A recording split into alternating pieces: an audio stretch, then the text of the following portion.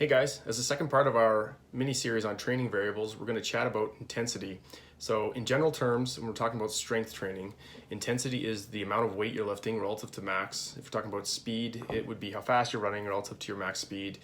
And if we're talking about conditioning, it may be how high your heart rate is relative to your max heart rate.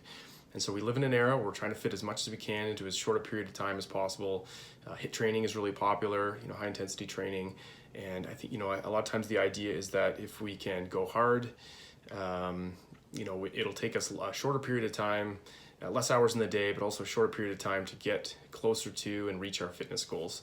And with high intensity training, whether it be strength training or conditioning type stuff, cardiorespiratory stuff, you definitely do see really nice improvements quickly. But if we go too hard too often, we'll also start to see a decline in motivation.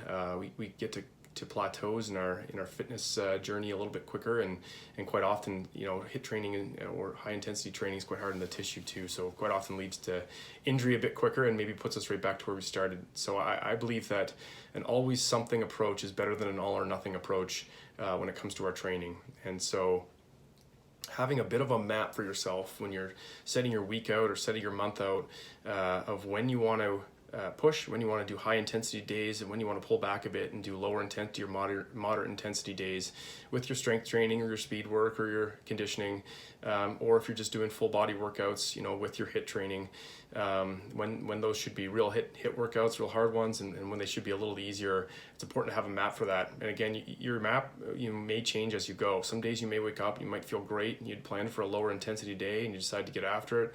And other days you may have thought you were going to go pretty hard and you're not feeling great, and so you pull back a little bit.